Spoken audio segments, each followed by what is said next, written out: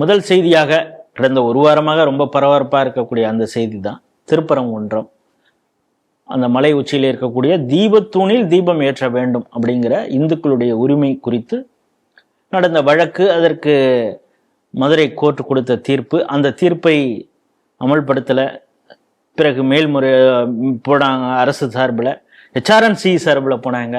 அதுலேயும் அவங்க ஏற்கனவே கொடுத்த தீர்ப்பு சரிதான், அதை இம்ப்ளிமெண்ட் பண்ணுங்கன்னு அதையும் அவங்க செய்யலை. பிறகு இப்பொழுது நீதிமன்ற அவமதிப்பு வழக்கு நேற்று வந்தது. GR சுவாமிநாதன் அவர்கள் தனி நீதிபதியை இந்த வழக்கு எடுத்து இது பண்ணாங்க. அதில் டிசம்பர் 17 தலைமை செயலாளர் மற்றும் ADGP இவங்க காணொளி வாயிலாக ஆஜராகணும் அப்படின்னு சொல்லியிருக்காங்க.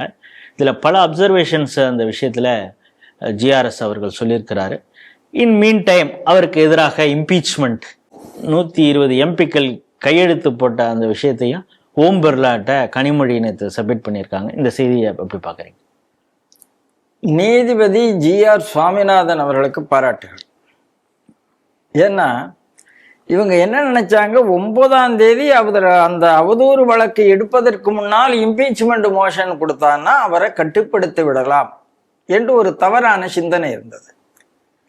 அவர் என்ன சொல்லிட்டாரு, எந்தேவனே ஏன் என்னை கைவிட்டேன்னு சொல்லிட்டு நான் அழுது புலம்புறதுக்காக இங்க இருக்கல, ஏன் வேலையை நான் செய்து கொண்டு இருப்பேன் அப்படின்னு அந்த ஜட்ஜ்மெண்ட்ல அழகா சொல்லிட்டாரு.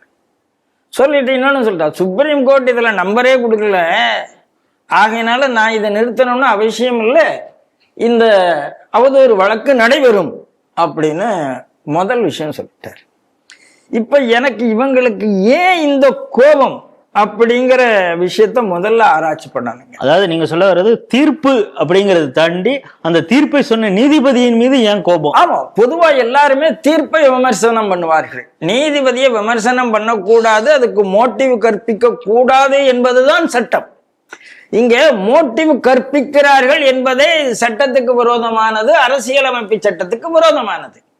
அப்ப நாம எங்கேயுமே மோட்டிவ் கற்பிக்கல. இப்போ சபரிமலையில ஒரு தீர்ப்பு வந்தது, ஆண்டாண்டு காலமாக இல்லாத வகையில் பெண்கள் போகலாம்னு ஒரு தீர்ப்பு. குறிப்பிட்ட வயதுடைய பெண்கள், ஆமா குறிப்பிட்ட வயதுடைய பெண்கள், அதாவது டீனேஜ் பெண்களும் போகலாம் அப்படின்னு ஒரு தீர்ப்பு வந்தது. அந்த நீதிபதி மேல யாருமே கண்டெம்ட் ஆஃப் கோர்ட் இம்பீச்மெண்ட் கொடுக்கல. அந்த தீர்ப்பை விமர்சிச்சோம், தீர்ப்பு விமர்சனம். முந்தின தலைமை நீதிபதி PR கவாய் அவர் சொன்னார், என்ன உன் தெய்வத்திட்ட போய் கேளு, ஏன் கோர்ட்டுக்கு வரேன்னு சொன்னாரு. கோபம் வந்தது இந்து பக்தர்களுக்கு. யாரும் இம்பீச்மெண்ட்டுக்கு போகல, ரெண்டுமே மோடி அரசு தான். மோடி அரசு ஜனநாயகத்தை மதித்து கொண்டிருக்கிறது. ஒன்னும் சொல்ல போனா இம்பீச்மெண்ட் பண்ணியிருந்தா சக்சஸ்ஃபுல்லா பண்ணிருக்கலாம். ஈவன் இப்ப இதையே எடுத்துக்கங்க, பர்திவாலா R மகாதேவனுடைய கேஸ் எடுத்துக்கங்க.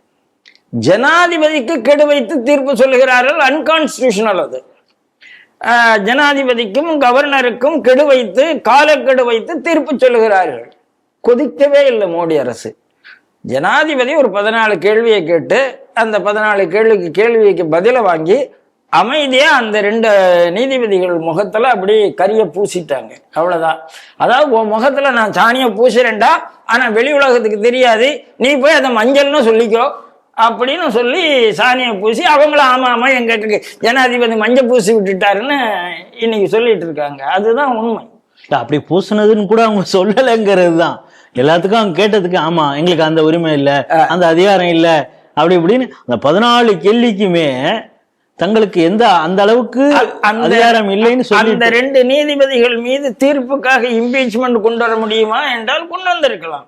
அதையும் இவங்க பண்ணல. ஆனால் இப்போ தனிநபரை விமர்சித்து இம்பீச்மெண்ட்டுக்கான காரணம் என்ன?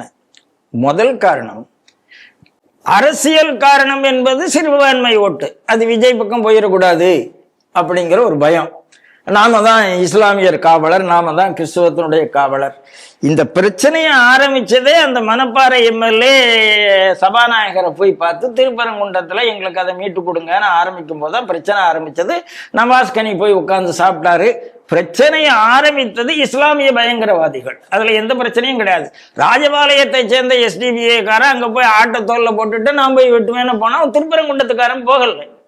அன்னைக்கு இந்த திராவிட முன்னேற்ற கழகம் அரசு அவர்களை கண்டிக்கவில்லை. சொந்த ஊர் வெளியூர்னா அப்ப பேசல, அப்பெல்லாம் சொந்தக்காரன் சொக்காரன் இல்லை. இப்ப தீர்ப்பு கொடுத்த பிறகு அவங்க உடனடியா அப்பீல் பண்ணல. அன்னைக்கு சாயங்காலம் 6 மணி வரைக்கும் பாருங்கன்னு சொல்லிட்டு 6:05க்கு தீர்ப்பை இம்ப்ளிமெண்ட் பண்ணல, அவதூறு வழக்கு எடுக்கப்படுகிறது. இப்போ சுவாமிநாதன் மீது என்ன கோபம் அப்படின்னா, நான் 3 கோபத்தை பார்க்கறேங்க. ஒன்று, நான் ஏற்கனவே சொன்ன அந்த பரிதிவால ஆர் மகாதேவன் வழக்குல அவங்க டைம் ஃப்ரேம் ஃபிக்ஸ் பண்ணி டீம் டு பி பாஸ்ட் என்று ஒரு வார்த்தை சொல்லிட்டாங்க. அப்படின்னா என்ன அர்த்தம்? இதெல்லாம் பாஸ் ஆனதாக கருதப்படுகிறது. பாஸ் ஆனதாக கருதப்படுகிறதுனால நாங்க தான் இனிமே வேந்தர் அப்படி சொல்லி முதல்வரை வேந்தராக்கிய வில்சனுக்கு பாராட்டுன்னு ஒரு பாராட்டு விழா நடத்தி டீ பார்ட்டி எல்லாம் இங்க சோலா ஜரட்டன்ல ஜோனை எல்லாம் நடத்தின பிறகு அந்த வழக்கு யுஜிசி நாம்ஸுக்கு எதிராக முதல்வரை வேந்தராக்க கூடாதுன்னு ஹைகோர்ட்டுக்கு போகுது. ஜிஆர் சாமிநாதன் போகுது. ஜிஆர் சாமிநாதன் அதுக்கு ஸ்டே கொடுக்கிறார். ஸ்டே கொடுக்கும் போது வில்சன் அங்க போய் பணிவாக கேட்கிறார், அப்புறம் மன்றாடுகிறார், அப்புறம் மிரட்டுகிறார். அந்த மிரட்டுற விஷயத்த ஜிஆர் சாமிநாதன் வெளியில சொல்லிட்டாரு. எப்ப இதெல்லாம் ஏன்ட்ட வச்சுக்காதீங்கிறத வில்சன்ட்ட நேரடியா சொல்லிட்டு ஸ்டே கொடுக்கிறார். அது எப்படி சுப்ரீம் கோர்ட் விஷயத்துக்கு நீங்க ஸ்டே கொடுக்கலாம்? சுப்ரீம் கோர்ட்டே ஓகே சொல்லித்தே. அழகா சொன்னாரு. சுப்ரீம் கோர்ட்டு டைம் ஃப்ரேம் ஒர்க்கை வைத்து பார்த்து ஓகே சொல்லிருக்கு. கண்டென்ட் ஆஃப் த பில்லுக்கு போகல. ஏன்னா எந்த பில்லுமே பாஸ் பண்ணதுக்கு முன்னால கண்டென்ட் ஆஃப் த பில்லுக்கு போக முடியாது. அது சட்டம். பில்லு பாஸ் அப்படின்னு நீங்க சொன்னா அது கான்ஸ்டிடியூஷனல் வேலிடிட்டி இருக்கா என்று பார்க்க வேண்டியது கோர்ட்டினுடைய கடமை. எல்லா பாஸ் ஆன பில்லும் கோர்ட்டுக்கு போயிருக்கு. அது வக்ஃபா இருக்கலாம், அது சிஐஏவா இருக்கலாம், அது எல்லா பில்லும் ஃபார்மர் பில்லா இருக்கலாம். பாஸ் பண்ணின பிறகு அது கோர்ட்டுக்கு போறதுக்கு, கோர்ட் அதை எடுக்கிறதுக்கு ரைட் இருக்கு. நான் என்ன சொல்றேன், நான் கண்டென்ட் ஆஃப் த பில்ல பாக்குறேன். Content of the bill UGC நாம்ஸுக்கு எதிராக இருக்கிறது, ஆகையினாலும் நான் ஸ்டே கொடுக்கிறேன், இதுக்கும் சுப்ரீம் கோர்ட் தீர்ப்புக்கு சம்பந்தம் இல்லை என்று முகத்தில் அடித்த மாதிரி ஒரு தீர்ப்பு. எவ்வளவு ஒரு பெரிய தீர்ப்புனா, எத்தனை பல்கலைக்கழகத்துக்கு வேந்தராயிருப்பார், எத்தனை கோடி, ஒரு 2000 கோடியாவது சுருட்டி இருப்பார். இதெல்லாம் 2000 கோடி ஊழலை சுருட்டுவதை ஜிஆர் சாமிநாதன் தடுத்து விட்டாரே என்று கோபம். எளிமையா சொல்றேன், சோத்துல மண்ணள்ளி போட்டாரு அப்படின்னு அவங்க நினைச்சுக்கிறாங்க. அவங்க நினைச்சுக்கிறாங்க அவங்களுக்கு 1000 சோர் இருக்குங்க. அவர்கள் சோர். அதான் சொல்றேன், அவர்கள் சோர். ஓட்சோர் மாதிரி இவர்கள் சோர். இவர்கள் சோருங்கிறத அவர் அம்பலப்படுத்திட்டார். ஒண்ணு. ரெண்டாவது, அங்க ஒரு அர்பன் நக்சல் ஒருத்தர் இருக்கான், வாஞ்சிநாதன். அவன் அந்த எம்பியினுடைய அல்லக்கையாத்தான் பார்க்கப்படுறா. சு வெங்கடேசனுடைய அல்லக்கையாத்தான் பார்க்கப்படுறான். ஸ்டெர்லைட்ல அவனுக்கு பயில் கொடுத்தது ஜிஆர் சாமிநாதன் தான். ஆனா அவரை பத்தி தப்பா பேசினதுனால வழக்குல அவனை சேர்த்து இப்பவாவது சொல்லுடான்னு கேட்கிறாரு. அவன் வளர்றான் அவ்வளவு வளர்றான். அவனையும் கோர்ட்லயே நிக்க வச்சு தோலை உரிச்சு தொங்க போட்டார் ஜிஆர் சாமிநாதன். இது அர்பன் நக்சலுக்கு உள்ள கோபம், திமுகவுக்கு உள்ள கோபம் இது, அர்பன் நக்சலுக்கு உள்ள கோபம் இது. அடுத்தது அரசாங்கத்துக்கு ஒரு கோபம். திமுகங்கிறத தாண்டி அரசாங்கத்துக்கு என்ன கோபம்? சவுக்கு சங்கர் மேல டிஃபமேஷன் போட்டு உள்ள போட்டதே ஜிஆர் சாமிநாதன். அதே சவுக்கு சங்கரை குண்டாஸ்ல கைது பண்ணி, ஓஹோ எப்படினாலும் ஜிஆர்எஸ்க்கு பிடிக்காது, அதனால ஜிஆர்எஸ் பெயில் கொடுத்துட மாட்டாரு அப்படின்னா அரசாங்கம் ஒரு கணக்கு போட்டு சவுக்கு சங்கரை உள்ள போட்டு சவுக்கு சங்கருக்கு பெயில் கொடுக்க கூடாது என்று இவருக்கு மேலிடத்துல இருந்து அப்படி அழுத்தம் கொடுக்கப்படுகிறது. அவர் என்ன சொல்லிட்டாரு, நீதிமன்றத்திலேயே எனக்கு இப்படி ஒரு அழுத்தம் இருக்கிறது, இந்த அழுத்தத்துக்கெல்லாம் நான் பயப்பட போறதில்லை என்று சொல்லி சவுக்கு சங்கருக்கு பிணை கொடுத்து விட்டார். குண்டாசுக்குள்ள இவங்களால சவுக்கு சங்கரை வைக்க முடியல. இப்படி தொடர்ந்து இந்த அரசாங்கத்தை, அதாவது ஒரு தனி நபராக நின்று கொண்டு, அதாவது ஒரு ஹைகோர்ட் ஜட்ஜினுடைய மாண்பு என்ன அப்படிங்கிறத அவர் காப்பாத்திட்டு வரார். அவர் கொத்தடிமையாக இல்லை. அவர் யாரோ இந்த ரிட்டையர்ட் ஜஸ்டிஸ் நிறைய பேர் இருக்காங்கல்ல, அவர் RSS ஜட்ஜின்னு சொல்றான். செம்பட்ட சந்துரு, அதாவது ஹரிபரந்தாமன், ரத்னவேல் பாண்டியன். நம்ம நீ TR பாலு இவர் RSS ஜட்ஜி என்று சொன்னார். நான் இவனே செந்திலேயே நான் திமுக ஜட்ஜி என்று தான் சொல்லுவேன். ஏன்னா சம்பந்தம் இல்லாம கரூர் வழக்கு அவர் பெஞ்சுக்கு வர வேண்டிய அவசியமே இல்லை. அவர் எடுத்து தீர்ப்பு சொல்லுகிறார். ஏன்னா அவன் அம்மா ஒரு திமுக எம்எல்ஏ. முடிஞ்சு வச்சு. அப்புறம் உங்க லிஸ்ட் ரொம்ப பெரிய லிஸ்ட். அதுக்காக யாராவது உடனே செந்தில் மேல இம்பீச்மெண்ட் கொண்டாங்கன்னு யாராவது சொன்னாங்களா? சொல்லல. அப்போ ரொம்ப தெளிவாக ஜி.ஆர். சாமிநாதன் இவருடைய பெர்சனல் டார்கெட். ரெண்டாவது என்ன காரணம்? அவர் எப்போதும் திருநீர் வைக்கிறாரு, அவர் பின்னால் குடுமி வச்சுக்கிறாரு. இதெல்லாம் இந்த டிராவிடியன் ஸ்டாக்கு பொறுக்கவே. அவர் நியாயமா இருக்கிறாரா, நல்லது செய்யறாரா, லஞ்ச லாவண்யத்துக்கு அடிபடியாம இருக்கிறார், அதெல்லாம் கிடையாது.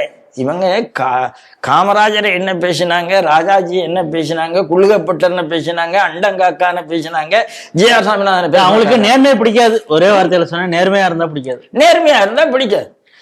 ஆகையினால ஜி.ஆர். சாமிநாதன் டார்கெட் பண்றதனுடைய இன்னொரு காரணம், ஒவ்வொரு நீதிபதி என்னை எதிர்த்த ராஸ்கல் நீ இந்த இடத்துல இருக்க முடியாது அப்படின்னா இவங்க காவல்துறையை மிரட்டி இருக்கலாம். காவல்துறை டிஜிபியை மிரட்டிடலாம், எஸ்பியை மிரட்டிடலாம். மிரட்டின வீடியோக்கெல்லாம் நம்ம திமுக ஒன்றிய செயலாளர் போய் இன்ஸ்பெக்டரை மிரட்டுறது, எஸ்பியை மிரட்டுறதும் சகஜமா வந்துட்டு இருக்கு. நீதிபதியை மிரட்ட முடியவில்லை. அப்ப எப்படி மிரட்டுறது? இம்பீச்மெண்ட்டுக்கு போய் நின்று இருக்காங்க. இந்த இம்பீச்மெண்ட்டுக்கு போய் நின்னா இம்பீச்மெண்ட் நிற்க போறதில்லை. அதை நாம நாலவட்டத்துல அடுத்தடுத்து வரக்கூடிய விவாதத்துல பார்ப்போம்.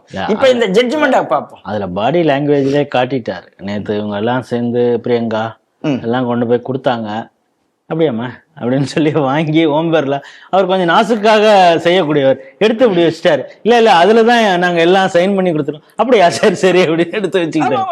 அதாவது நீங்க 1000 பேசுங்க, நாளைக்கு நீங்க ஓம்பர்லா கூட மேல கூட நீங்க இம்பீச்மெண்ட் கொண்டாடுறீங்க, அவ்வளவு நல்லவங்க நீங்க, உங்களுக்கு தெரியாதா? அதாவது இவங்க தான் ஜனநாயகத்தை பத்தியும் கருத்து உரிமை பத்தியும் பேசுகிறார்கள். இதுதான் வேடிக்கை. ஒரு ஜட்ஜ்மெண்ட்னா அந்த ஜட்ஜ்மெண்ட்டை வழக்காக சந்திக்க முடியாமல் அந்த வழக்கினுடைய தீர்ப்பை தரக்கூடிய நீதிபதிகளை நீங்கள் டார்கெட் செய்கிறீர்கள் என்றால் நீங்கள் தான் ஜனநாயக விரோதிகள், நீங்கள் தான் பாசிசவாதிகள், நீங்கள் தான் அயோக்கியர்கள். இதை அவங்க நிரூபிச்சிருக்காங்க. இப்போ கம்மிங் டு த கேஸ், தைரியமா ஜி.ஆர். சாமிநாதன் கண்டெம்ட் ஆஃப் கேஸை எடுத்துட்டு அவர் என்ன சொல்றாரு, டிஸ்ஓபேயிங் த ஆர்டருங்கிறது that has become order of the day என்று சொல்கிறார். அது வழக்கமா போச்சு. நான் ஒரு தீர்ப்பு கொடுப்பேன், தீர்ப்பு கொடுத்தா அவங்க மதிக்க மாட்டாங்க, அதுவும் குறிப்பிட்ட ஒரு மதத்துக்கு எதிராக இருக்கிறார்கள் என்பதை சொல்லாமல் அவர் சொல்லியிருக்கிறார். அதுல 2 சம்பவம் சொல்றார். ஒண்ணு, அந்த கன்னியாகுமரி மாவட்டத்துல கிளியூர் தாலுகால பேயன்குளம்னு ஒரு ஊர், அது பக்கத்துல மயிலம்பாறைன்னு ஒரு பாறை இருக்குங்க. அந்த மயிலம்பாறையில் இருக்கிற முருகர் சிலையை கலெக்டர் உத்தரவின் பேரில் அப்புறப்படுத்துகிறார்கள். கலெக்டர் யார் அப்படி உத்தரவு கொடுத்ததோ எனக்கு தெரியல, யார் அந்த பெட்டிஷனை போட்டான்னு தெரியல. அது ஒரு கிறிஸ்டியன், அவர் பேர் வில்சன் என்றுதான் அவர் பேரும் இருக்கிறது என்று நான் ரெக்கார்ட்ல பார்க்கிறேன். அப்புறம் அது எல்லாத்தையும் ஆராய்ச்சி பண்ணி அந்த பேரே மயிலம்பாறை. மயில் என்றால் நமக்கு தெரியும், அதனுடைய காட்சி, அந்த இடத்துல முருகன் எல்லாத்தையும் அதுக்கு அவர் புதுசா ரெக்கார்டு கொடுக்கிறாரு. யாரு? இந்த மிஷனரியை சேர்ந்தவர். அவ்வளத்தையும் தள்ளி வச்சுட்டு எல்லாம் ஃபேக்கு, இது எதையும் ஒத்துக்கொள்ள முடியாது, அந்த இடத்துல முருகன் சிலை மீண்டும் வர வேண்டும் என்று தீர்ப்பு கொடுத்திருக்கிறார். ஆனால் இன்று வரைக்கும் அந்த இடத்துல முருகன் கோயில் வரவில்லை, முருகன் சிலை வரவில்லை. அதை சுட்டி காட்டுறார். டிஸ்ட்ரிக்ட் அட்மினிஸ்ட்ரேஷனே பிஷப் ஹவுஸ் சொல்றது தானே கேட்கும். ஆமா சார், நீங்க 6 எம்எல்ஏ சமன் பண்ணி வச்சு உங்களால பேச முடியுது சார் அப்படின்னா, நீங்க 6 எம்எல்ஏ உங்கள்கிட்ட பேசுறாங்க, ராகுல் போனார்னா யார் கூட போறாங்க, அந்த பக்கத்து மாவட்டத்தை சேர்ந்தவர் தானே சொல்றாரு, சபாநாயகரா இருந்துட்டு எங்க பிச்சையில வந்ததுன்னு, இந்த ஆட்சி நாங்க கொண்டு வந்த ஆட்சின்னு சொல்றாரா இல்லையா? அவர் தான் சொல்றாரு. அந்த மாவட்டத்தில் இருக்கிற ஒரு பாதிரி ஜான் பொன்னையா பாரத மாதாவுக்கு நான் ஷூ போட்டுறதுக்கு என்ன காரணங்கிறாரு, அவரை போய் ராகுல் காந்தி சந்திக்கிறாரு. இது எல்லாம் நடந்து கொண்டு இருக்கிறது. அடுத்தது திண்டுக்கல் மாவட்டத்துல பெருமாள் கோயில்பட்டிங்கிற கிராமம், அங்கேயும் இதே மாதிரிதான் கார்த்திகை தீபம் ஏத்தணும்னு சொல்றாங்க.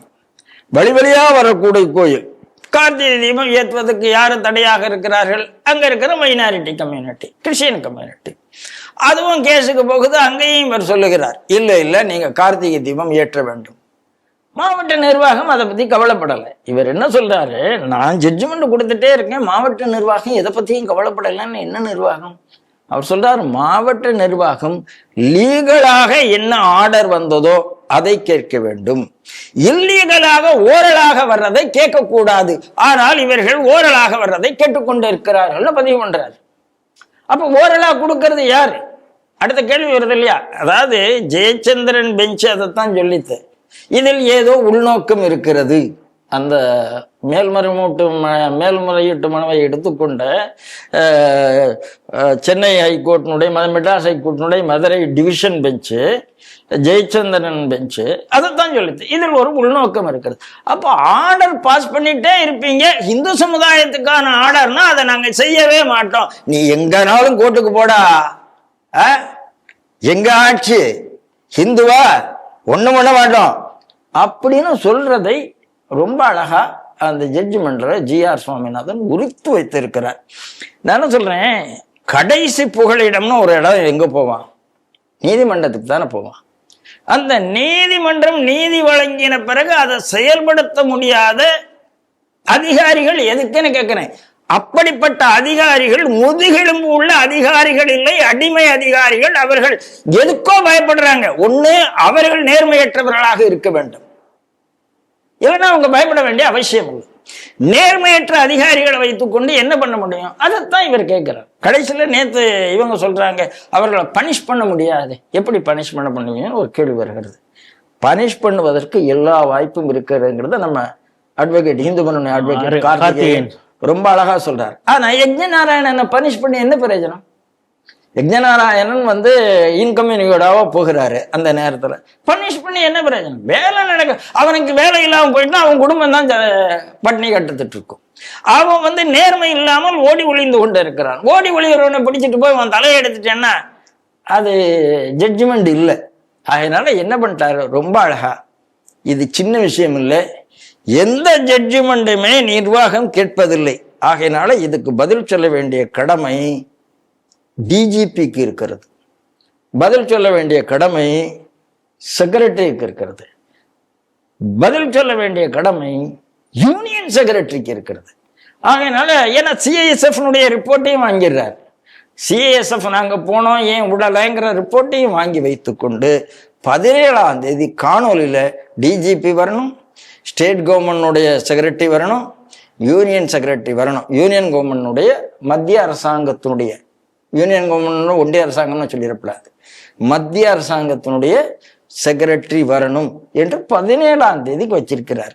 ஆனா இங்க ஒரு அல்லக்கை பத்திரிகை ஒண்ணு இருக்கு, ஊடகம், நியூஸ் 18 ஊடகம், என்னால் தீர்ப்பு வழங்க இயலவில்லை ஜி.ஆர். சுவாமிநாதன். அதையே போட்டு ஏன்னா நீங்களாம் மீடியா தான் நடத்துறீங்களான்னு கேட்கிறேன்.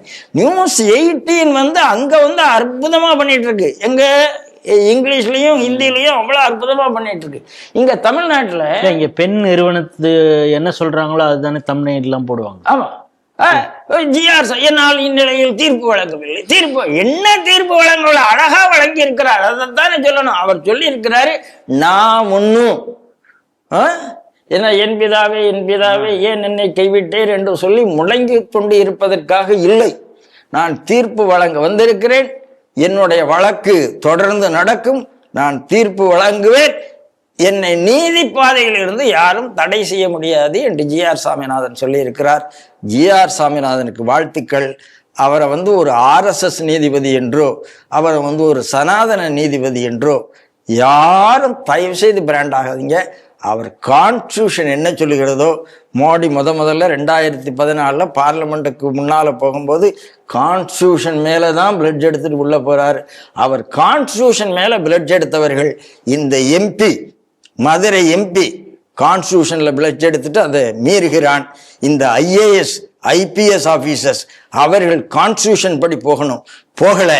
ஆனால் ஜி.ஆர். சாமிநாதன் அரசியல் அமைப்பு சட்டத்தின் படி போய்கொண்டிருக்கிறார். இந்த அரசியல் அமைப்பு சட்டத்தை உடைக்க வேண்டும். இந்த கையில ஒரு புத்தகத்தை வச்சுட்டு அலையிறாருல, அரசியலமைப்பு சட்டம், அரசியல் அமைப்பு, அந்த ஆள் தான் இப்ப அரசியலமைப்பு சட்டத்தை உடைத்து கொண்டிருக்கிறார். காங்கிரஸ், கம்யூனிஸ்ட், திமுக எல்லாமே இந்துக்களை ஒழிப்பதில் ஒரே அணியில் இருக்கிறது என்பதை இந்த திருப்பரங்குன்றம் கேஸ் காமிச்சிருக்கு. தயவு செய்து ஹிந்து என்று உணரக்கூடிய ஆள் இவர்களை எந்த காலத்திலையும் சப்போர்ட் பண்ணக்கூடாது. அதுதான் என்னுடைய